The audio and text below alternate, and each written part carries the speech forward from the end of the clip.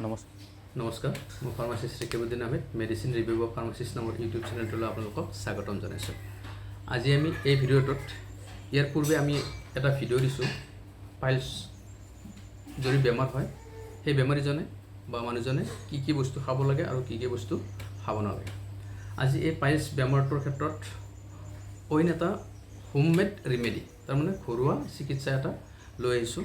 এই ঘৰুৱা চিকিৎসাটো যিসকল পুৰণি পাইলছ বেমাৰী তেখেতসকলে গমে পায় আৰু যিসকলৰ নতুনকৈ পাইলছ হ'বলৈ আৰম্ভ কৰিছে তেখেতসকলে যদি এই হোমমেড ৰিমেডিটো লয় যথেষ্ট পৰিমাণে সকাহ পাব।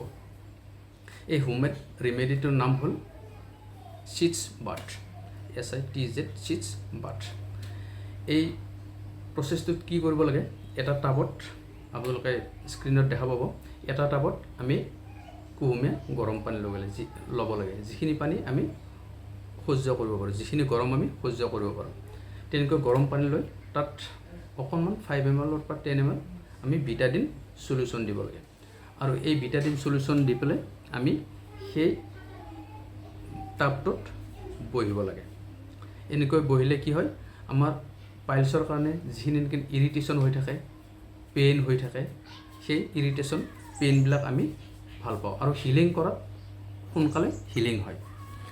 এতিয়া আমি এই প্ৰচেছটো দিনত কেইবাৰকৈ কৰিব লাগে। এই প্ৰচেছটো আমি এদিনত 2বাৰ বা কেতিয়াবা 3বাৰ কৰিব পাৰোঁ। এইটো নিৰ্ভৰ কৰিব আমাৰ চিভিয়াৰিটি কিমান, আমি কিমান পৰিমাণে পাইলছত ভুগি আছোঁ আৰু এবাৰত কিমান সময়কৈ বহিব লাগিব, এইটো এটা প্ৰশ্ন উঠে। আমি এবাৰ যদি চিটছ বাথ কৰোঁ তেতিয়া এবাৰত কিমান সময়কৈ বহিব লাগিব। এবাৰত বহিবলগীয়া সময়টো হ'ল 15 পৰা 20 মিনিট। অৰ্থাৎ ৰাতিপুৱা যদি এবাৰ কৰিলোঁ, ৰাতিপুৱা 15 পৰা 20 মিনিট বহিলোঁ, দুপৰীয়া এবাৰ কৰিলোঁ 15 পৰা 20 মিনিট বহিলোঁ আৰু ৰাতিও এবাৰ আমি 15 পৰা 20 মিনিট যদি এনেকৈ চিটছ বাথ কৰোঁ তেন্তে পাইলছৰ কাৰণে যিখিনি আমি ইৰিটেশ্যনত ভুগি থাকোঁ, পাইলছৰ কাৰণে যিখিনি আমাৰ পেইন হয়, সেই পেইন আমি যথেষ্ট পৰিমাণে উপশম কৰিব পাৰোঁ, অৰ্থাৎ কমাব পাৰোঁ। আৰু পাইলছ যি হিলিং প্ৰচেছ আছে, এইটো যি শুকোৱা প্ৰচেছ আছে, এই শুকোৱা প্ৰচেছটো চিটছ বাথ কৰিলে যথেষ্ট পৰিমাণে সোনকালে হয়। আজিলৈ ভিডিঅ'টো এইখিনিয়ে।